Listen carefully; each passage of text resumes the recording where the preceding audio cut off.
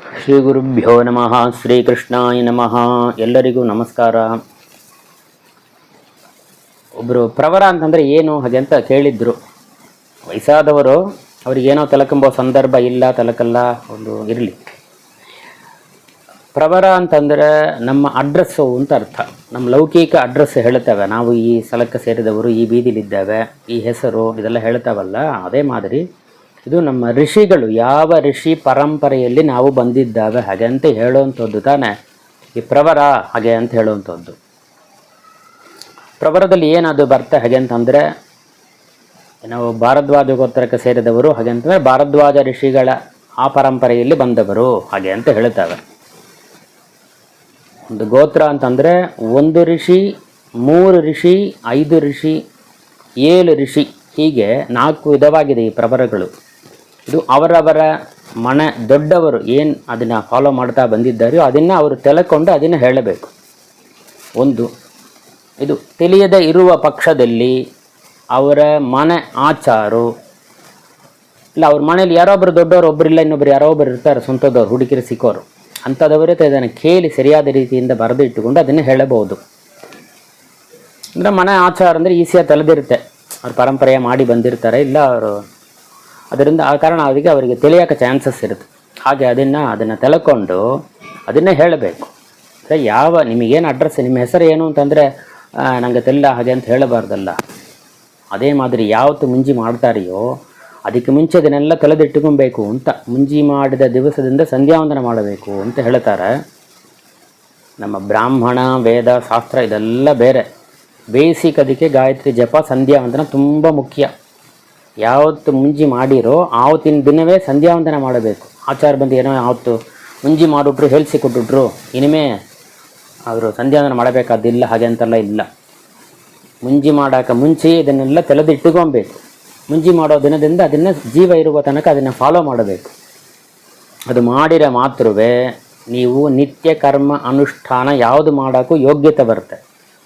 ಸಂಧ್ಯಾವಂದನ ಮಾಡಿರ ಮಾತ್ರವೇ, ಇಲ್ಲ ಅಂದರೆ ಬೇರೆ ಯಾವುದಕ್ಕೂ ಯೋಗ್ಯತೆ ಇಲ್ಲ ಅಂತ ಶಾಸ್ತ್ರಗಳು ಹೇಳುತ್ತೆ. ಯಾಕಂತಂದರೆ ಜನಿವಾರ ಹಾಕಿಂಬವಳು ಏನಂತ ಹೇಳಿ ಹಾಕಿಂತಾವಂದರೆ,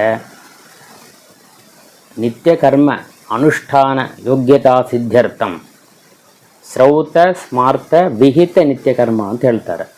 ಶ್ರೌತ ಅಂತಂದರೆ ವೇದ ಓದೋದಕ್ಕೆ ಅಧಿಕಾರ ಬರಬೇಕು, ವೇದ ಶಾಸ್ತ್ರಗಳು ಇತ್ಯಾದಿಗಳು. ಶ್ರೌತ.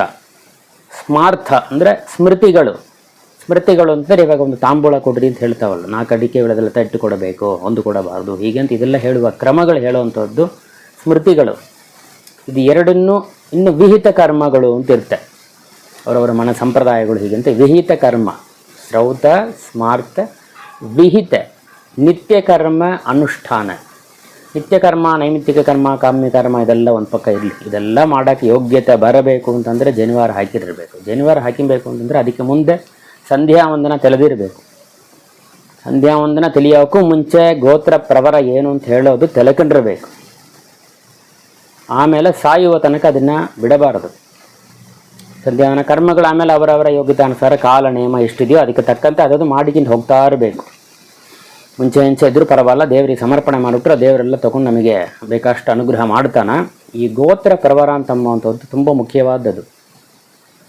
ನೀವು ಮಠಕ್ಕೆ ತಿಥಿಗೆ ಹೋಗ್ತೀರಿ, ಇಲ್ಲ ಏನೋ ಒಂದು ಮನೇಲಿ ಪೂಜೆ ಮಾಡ್ತೀರಿ, ಏನೋ ಒಂದು ಪುಣ್ಯ ಏನೇನೇ ಮಾಡಿರೋ, ಆಚಾರು ದೊಡ್ಡೋರು ಯಾರು ದೊಡ್ಡೋರು ಇದ್ದರು ಅಂತಂದರೆ, ಆಚಾರ ಬಂದರು ಅಂತಂದರೆ ಈ ಗೋತ್ರ ಪ್ರವರನ ಶಬ್ದವಾಗಿ ಹೇಳಬೇಕು. ಮೊದಲೇ ಆಚಾರಿಗೆ ಕಿಮಿಲಿ ಬೀಳಬೇಕು.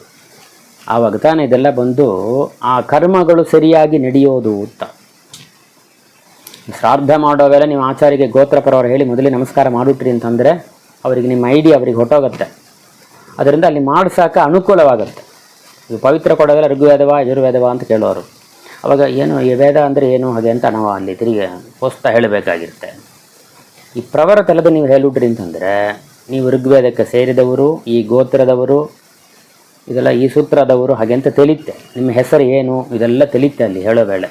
ಅದರಿಂದ ಅವ್ರು ಮಾಡಿಸೋಂಥವರಿಗೆ ಕ್ರಮವಾಗಿ ಮಾಡಿಸೋಕೆ ಇದೊಂದು ಸಂದರ್ಭವಾಗಿರೋದು.